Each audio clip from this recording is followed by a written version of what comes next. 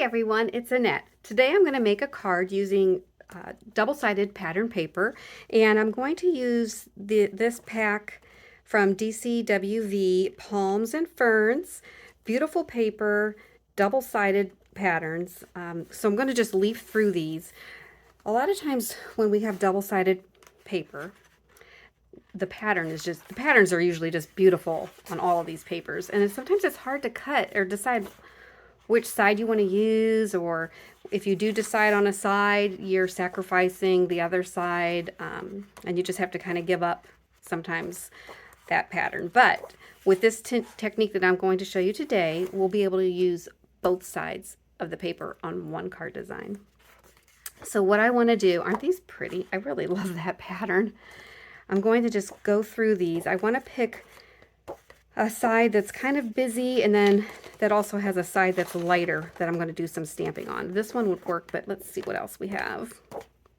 Ooh, I like that. Okay. Ooh, and I like that. That kind of looks like tiles. I think I'm just going to go ahead and pull these out of the pack and get rid of that. Oops, they're still joined together. So if you'll notice, these have a little hole up here where they were attached into the paper pad. So we're going to cut those off. And remember, these sheets are 12 by 12, but that's an extra strip here. So we're going to cut that off. I'm going to pull in my Holtz Tonic Studios paper trimmer, Guillotine paper trimmer. Let me zoom out a little bit. And what I want to do, I put the extension arm on it. And what I'll do is I will line up the paper to the 12-inch mark up here. And I always make sure that my paper is flush up against the trimmer. And it's right at 12. And I'll hold it down and chop off that piece. If you can see that. So that's scrap. And then I'll just do the same for the other side. I'm going to line it up at the 12 and hold it down and chop. Okay, so these are scraps. We'll just get rid of these for right now. Excuse me. So now you're left with two pieces, double-sided. And I'm going to use this side of each for the front of my card. So I want to cut next two pieces that are panel size, and I like to use 3 1/4 by 5-inch panels, and then I will add a matte layer underneath that. So what I'm going to do is just kind of look and see which side. I really like this going on here. Actually, I like this because it has more of the polka dots. So what I'm going to do, I want to use that. So I'm going to line this up in my paper trimmer for a panel size. Again, I use 3 3/4, so we'll line it up there. And a little bit short. There we go. And chop. Then I'll do those other pieces later. Then I want to flip it over to the long side and make my cut at 5 inches. So I'll end up with a panel 3 3/4 inch by 5. Okay. And while I'm here, I'm just going to chop this one too. And I will see. I always save my scraps because this can be used to stamp a greeting or punch, and there's always uses for the scraps. So I really like both of these. We'll see. So I'm just going to do the same thing to the other side. I'm just going to cut a piece off that's 3 3/4. Okay. And chop off 2 that are 5 inches. I really don't need to do 2, but I'm just doing this just because I'm right here. All right. I'll save that for later. And I think I'm done with my paper trimmer for now. So now I have these panel sizes, and I only need 2. I'm going to make 2 cards. So I think I'm going to use these 2 pieces. I'll save those for another day. And then next, what I'm going to do is bring in a paper punch. These paper punches are very heavy duty. They're heavy metals. They're from Stampin' Up, and they'll last forever. But just check out their website, and when they go on sale, grab one or two. I like to get basic shapes because you can use them for many things. So what I'm going to do is I'm going to just flip this over, and I'm going to put my paper. Now this is the front of the card, and you can orient this either way. I think I'm going to go this way and right about here. And I want to kind of line up, if you can see the edge of the paper. Let me zoom in. If you can see the edge of the paper here, I want to line it up with the edge of this trimmer the best I can. And then you just press it down and punch. And then we'll save that. And we're going to do the same on this one. Let's see. The hard part is just where do you want to punch? We'll do this one. We'll just do it in the same area. So I'm just going to line it up and punch. Okay. Then we're done with this.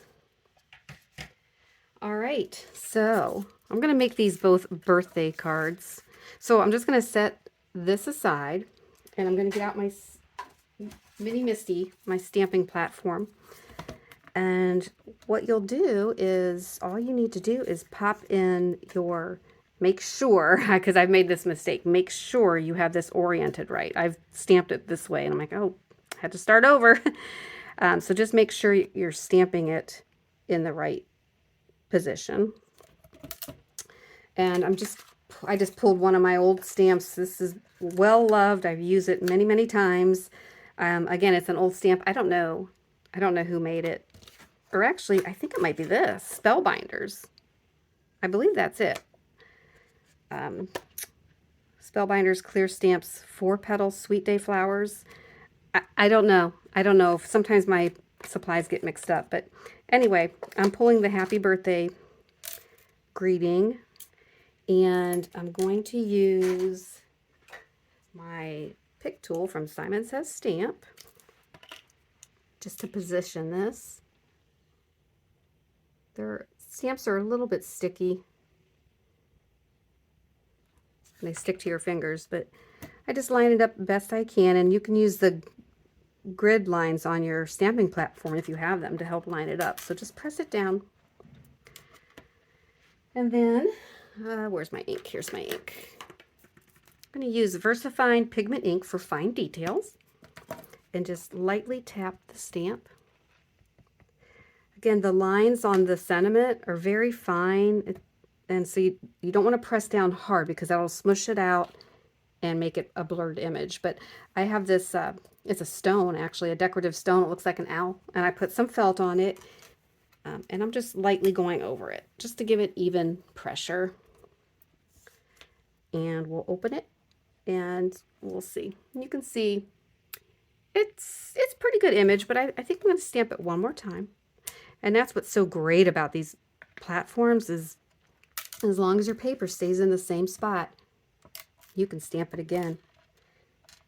And it won't double stamp the image. All right, so that's one of them. We'll set that aside, and we'll do the same for the other. Okay, just stick that up there in the corner. Tap, tap, tap some ink. Press down. Give it some good pressure. Let's see what we get. I actually like that. I don't think we need to do that again. So that's good. Okay. And then I just use a microfiber towel that's lint free, and I just wipe off my stamps. Okay. And I'll put that away later, but for right now we're done with that. All right. Next, let me put down some paper so you can see easier. I'm going to mount the backgrounds onto the matte layer. And you'll see these cards come together real fast. They're so nice. And for that, I'm just going to use some glue. I go back and forth with my glue. Today I'm using Aleene's Original Tacky Glue. I just got this at the dollar store. You don't really have to spend a whole lot of money on your craft supplies. But just be careful around the opening because you don't want it to seep out. But just get a good amount and then be careful. And I just eyeball. I look at the top edge and the left edge. And as long as I get those fairly even, I know I'm good on all sides. And a lot of times I will flip it over. There's a little glue spot right there. Be careful of that. I'll just flip it over and give it a good burnish. Okay, so that's one. We're cruising right along. I know I'm gonna get into that glue, so let me just wipe that right now. And we will do the same for this. I have my windows open and it's a beautiful day here in Central Ohio, so you might hear the wind blowing. And all of my neighbors around me have dogs right now. So you might hear a dog barking. I don't have my dog anymore. I miss her, but I help my neighbor with her dog sometimes, and that's good for me right now. All right. Okay, so now the back side of that paper was just a plain peachy color, and we stamped the happy birthday. And what I'm going to do is pop this up, and it'll be nice because you might see that little black background. So what I have, I'm going to use Simon Says Stamp 3D foam squares. I love these. They're not, you can get them in different thicknesses. I don't think this is a lower loft, and it's kind of what I want anyway. So I'm just going to pop some on here on the back using my pick tool. You don't need a lot, just here and there and one in the middle just to give it some support. Sometimes I tend to over adhese and I don't need to, but then you can always, before you take the backers off, just test it and see if you like the placement. And I do. So I'm going to just use my pick tool and just pick off the backs. Just pierce it a little bit and it comes off pretty easy that way. My fingernails, I don't have a manicure, but if you did, it would really save on that. And then I'm using my reverse tweezers just to handle it, to place it. It's just easier to place. And then all you want to do is, I wonder if I can zoom in a little bit more. Whoa, that's, let's go back out. I just want to kind of line up this edge with the edge here. So sometimes I'll come in from the top. It's a little bit easier. And I'm even turning it, but just get it the best you can. That looks good. And that's one. And you know, this is low loft. It's not popping up too terribly high. I think with the next one, I'm actually going to use, let me put this aside. Hold on.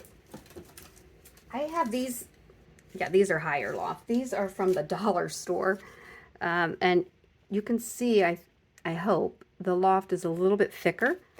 So let's try that. Let's try that for this. I'd have a curved pick tool that I really like for these.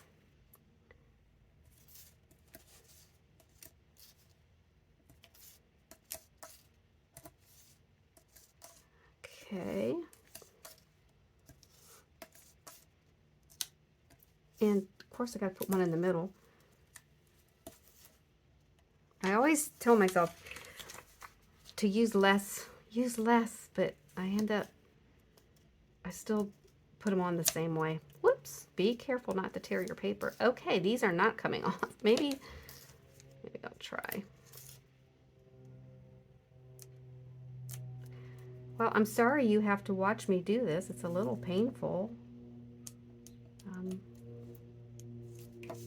Grief. Let's see if my fingers work any better. Okay, well, come along for the ride. We'll get this This is the most challenging part of the card, honestly.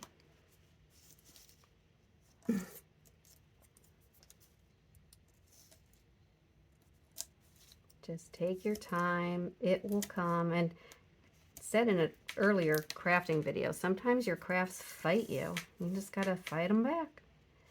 Just stay in it. Oh, goodness. That wasn't very good. Okay, so I gotta be careful of that. Took up some of the card stock, but that's okay. It's okay. It's gonna be hidden on the back. Didn't Bob Ross used to say, we don't make mistakes, we make happy accidents. That's what that was, a happy accident. Okay, and again, I'm just lining up this edge with the edge of the cardstock there and press it down. And then you can see the difference. This one, whoops, sorry, I'm out of camera there. This one is not as lofty, but you can, I hope you can see that. You could definitely see that this one is more of a loft. But I like both. And then all that's left to do is put them on a card base, which I have already pre-cut. And again, this was an 8.5 by 11 sheet of paper. Cut it in half at 4 1/4 inches, and then you score it at 5.5 inches on the 11-inch side, and that makes a nice card base. So I've already pre-scored them, and I'm just going to burnish that score line down so it's flat.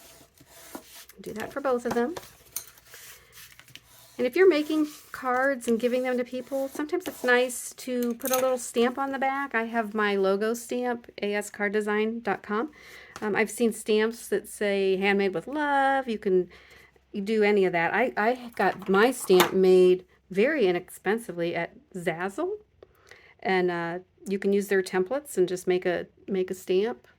And it's hard to see mine, but that's what it is. But they made a nice rubber stamp, and it works great.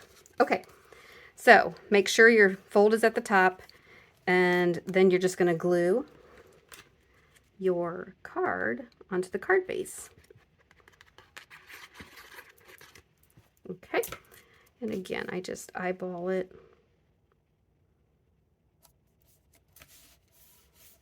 These are super easy cards.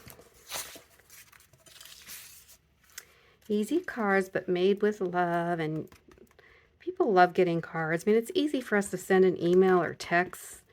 You know, most people are texting, hey, how are you? But boy, when you get a piece of mail these days, and then, you know, it makes you feel good. Like, you know, somebody took the time to, whether you're making a card and sending it or buying a card, somebody took the time to go out of their way to do that, and they were thinking of me. And it's just nice. Okay, so there's my 2 finished cards. I hope you had fun watching me make them. They were pretty quick. They came together, I think, fairly quickly. So I hope you give it a try. And until next time, make it a good day.